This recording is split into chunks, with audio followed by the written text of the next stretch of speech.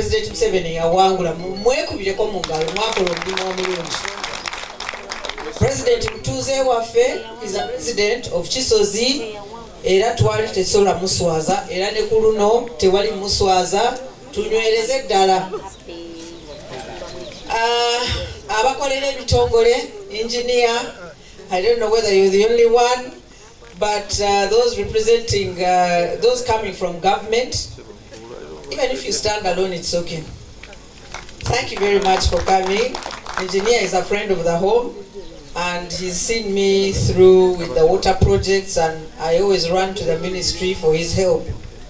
You've availed a Bowser, you've availed boreholes, you've helped us really as a district, and I want to thank you.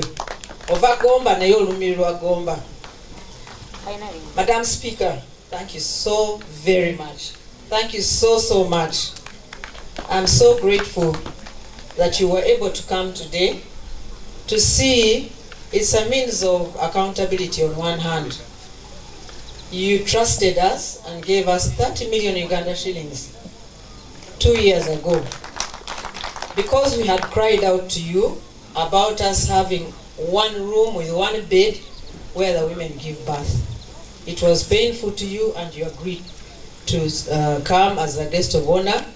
You were held back by other duties, and you sent Honorable Nathan Byanyima, who delivered your money, which money we used to purchase 2 acres of land at 15 million each from Mr. Bulwa. Mr. Bulwawali. Mwami Bulwawali. I want us to clap for Mr. Bulwa, even if I can't see him here. This gentleman lives in Chai and has such a big heart. He's so developmental. Alumirwe Chitundu Che. He gave land to the church, to the school, to the hospital, to the market, to the sub-county. You know, people like those, they are getting extinct. But he did it. There are other people like him. When we were doing the roads as District Roads Committee, there are people who gave us Maram, like Mr. Katakuza and others. I want to thank you for having that community spirit. So Mr. Bulwa, I found, had already given 2 acres of land to the Health Center 3. So we added on the 2, which we bought using your money. Thank you so much, Madam Speaker. I got a lawyer to do the agreement and then fenced off the land, the 4 acres.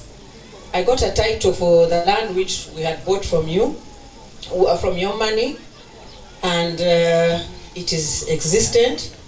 And I want to thank God that I then managed to lobby through Ministry of Finance for 300 million Uganda shillings to build that Health Center 3, the maternity ward. The work had not started because the money kept coming in different quarters, but now we have it all, like we were saying. And I know that the work will begin. UPDF has 4 projects that it's doing here, in Chigezi, in Chifampa, again in Chigezi, the school, and then the hospital, the health center. So we want also to thank government. I thank UPDF Engineering Unit. Let's clap for them. They have a good reputation, they build well, and they are honest. They do a good job. We shall wait patiently for them to come. Madam Speaker, thank you so much for being a friend. Thank you for being my friend. Thank you for being Sam's friend. Me, I didn't know that he was your friend before I became your friend. I just thought I was the one who you just liked, but he would tell me anyway. But I'm so very grateful.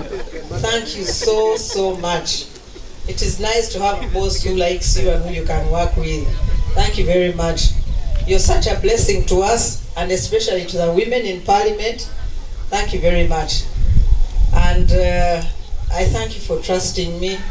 Thank you for sending me. Emirundi mingi Madam Speaker antumye ngende muchikirire nengamba nzani. Mirundi nge nanga ampereza. Thank you very much. It can only be that you trust and you like somebody, and maybe that I deliver. Thanks, Sam. Thank you, Sam, for, first of all, for being my husband and the children of my father, for loving me, n'okunteekamu cash ajagamba nti n'amatage nti lwakuba najja ndi nga muzindalo guno naye nezo nazo zibeera jinizi zange si nteze zokka naye njala okumwebaza olw'omukwano neebaza Mukama okusinga kubanga buli kimu tukitambuliza mu Mukama. Tulina abaana bana abawala 2 n'abalenzi 2 nina n'abazzukulu 2 kati nkyebaliza Mukama. Naye njagala okumwebaza ate njagala n'okwebaza abazadde bange olw'okunkuza nebye nalaba nga nkula. Kyemmanyi bw'obeera politician omwami tomusula ku bbali. Bagamba Abaefeso 5:22 abakyala mugondere abaami bammwe, abaami mwagala abakyala bammwe nga Kristo bwe yayagala ekkanisa. Naye ate ne batugamba nti omusajja ye mutwe. Mu lulimi lwange omushaija niwe mutwe gweka. Nze samusimwepankirako. Bwonsanga wano tusobola kumanya nti ndi MP. Njagala okwebaza naye waddeyo yadde speaker laba ente ezo zizo zigenda ziri kulole zitambula zole era ku luno teyalinda naze okukola kintu kyonna kyali kirowoozo kye najjamu ente gyayagala okuweereza ente teyali ntenjereere, it was in cafe. Ate naayita n'emikwano gye nabo basobole okuweereza tumukubireko mu ngalo. So nze kwolwo I didn't even, it wasn't me, it was him. Yes, so I want to thank him very much. Emirundi mingi tubadde n'emikolo wano nga yaleeta buleesi nte ne gye tulidde gye tugenda okulya era yagirabye n'agibaweereza. Nkwebaza tokibalanga loosi Mukama waali. Njagala okubeebaza mwenna, njagala okwebaza family yange. Mulamu wange yazze, Paul, please come and stand here.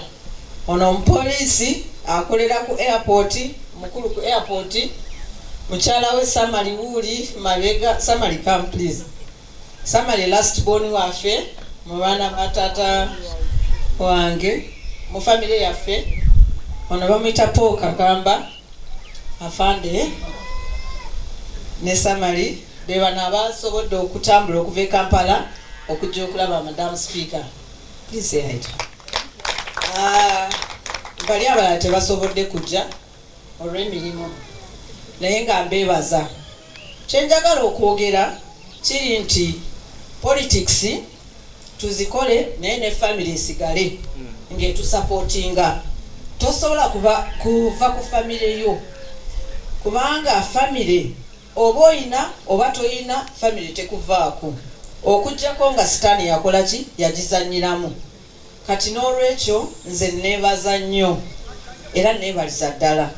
Naye ne mu mikago gye tukola tubeera nga abali family era bannange basapoota bange ba agenti mbeebaza. Sandibadde mu parliament singa simwe mwekubireko mu ngalo mwenna. Mwebale okutawanyizibwa okuvumibwa biki. Speaker oluusi tukola emikolo bwe giti ne bagaye sente aziridde biki naye nze sibigenderako sibaddamu. Nina Mukama teyeebase ate kyenkola mba nkimanyi leero ozze ne basobola n'okutegeera nti kyali kyo era kyabeerawo. Naye nga bapolitician bavumibwa nnyo ate nga kibi babawaayiriza kibi. Mmanyi neyo mu house kituukayo naye nga twebaze Speaker tumanye nti omukago tugukoze okuva wano gutuuke Bukedya n'okudda. Mwami Magogo watali tumwebaza lwakuba naye mukwano gwaffe okuleka nojja ku Lwokutaano mu kifo ky'okubeera awaka nojja ate nga balongo baleseeyo. Mutulabire omutwebalize mukwano gwaffe naye bannaye mwabaleseewo ebyammwe awaka mwebale nnyo okutuweereza akadde ne mujja. Ebintu ebimu ebyogeddwako bwe tubadde ku ddwaliro sipiika agambye nti ajja kulaba nti essente bwe zinaaba tezimaze okuzimba maternity ward ajja kulaba amagezi ki gagenda otusalira. Babadde boogera ku luguudo luno, mumanyi nti UNRA yebadde erukola kuba nalulobinga ne lugenda mu UNRA n'olwemaddu kyayi n'abakazi olwemaddu kigezi kyabagamba mishozi yejja nekola ki nedabiriza. Tuyina kati okutuuka mu wax yagambye ajja kwogera n'aba wax ku ky'amasannyalaze. Kambajjukize nti muzeeyi bwe yajja mu kampeyini 2016 yatulaganya amasannyalaze ekyayi. Bwe twagendayo nga 3 mu Gw'omusanvu omwaka oguwedde abantu 35 abagendayo, muzeeyi yatulaganya yagamba what kyayi tumukajiraga amashanyalazi ninza kukyekoleraho nkanye nka muzeeyi. So mumanye nti gye kiri mu pipeline. Honorable Nakabirwa bwe yajja ku Kasaka bwe omuntu bwe yasituka okumusaba amasanyalaze n'agamba agekyayi ngenda gabawa naye nga yali asaba Gagomba East naga agekyayi kuba muzeeyi yamulagira. N'olwekyo temubeera nakutya. Naye n'awalala batuweereza lines ez'amasanyalaze abamu abantu ne basala waya nga bazitunda ate mazima nga bazitwalira ab'amasefuliya. Really kikunyiiza ate nga abantu ababba waya ezo nga baana bamu. So really nkikutangaza. Naye sipiika weebale nnyo weebalire ddala terubadde lunaku lwa mukolo nti oboze ku fundraising oba ki manyi otulumirwa ate nga wagamba nti olijja naye nga eno ebadde almost nga private visit ate n'ekirala ng'oze kukola accountability ey'okulaba kiki ekyava mu ssente zo. Weebale nnyo okutwesiga, mwebale nnyo okujja, mwebalire ddala. Mwami Kibiri wabadde oyogera n'ogamba amaka gange, gano si maka gange. Okay, nange ndi omu naye otandika n'omwami sinza afuga wano gano maka ga Mustafa Mulwagozi nange nanyenda kwemerera kugambira konka olali kano washitamba amanyi mumuja kunsekerera balwamu naki nimba honende obwakujino. So nimbasiima mwebale kwisha mwena tujja kufuna akadde akalala kubanga madamu kati abadde talina budde buwanvu. Njala kwebaza abatestesi abakoze decoration naki mukyalo ono yavudde Kasambya era abannagomba bwebaira n'embaga naki bamuyita n'abatanzi. Weebale nnyo weebalire ddala okubaaliwa naye mwebale okulaba omukyala ng'akulaakulanye nga naye akola bwebiti. Weebalire ddala abahakamwe n'abakozere organization imwe abandaba be bali mu meetings n'omushitamaha mwena omuntu weno ine kyakozere towards this function. Mwebale munonga Sam yebale munonga anyway yebale munonga. Thank you so much. Thank you so much. Yesterday I was supposed to second a motion in Parliament, so I delayed, and he was here chairing a meeting and all that. I arrived there at 2. I was embarrassed, but duty calls. Sometimes it's difficult, but I thank you so much for painfully understanding. It wasn't easy, but I thank him so much that now he has a smile on his face. Yesterday it wasn't a smile when I arrived here. I was like, my goodness. Nenga byebyo kuba tulina okukolera eggwanga lyaffe. And to you, Mujeno Lala, Madam's team that came with her, thank you so much. Emma and company, the whole security team. This is Gomba that you always hear about. Thank you so much for actualizing the visit. I'm sorry Okema couldn't come and Okupa, but we are so happy to see you. Mukama abagare yoji.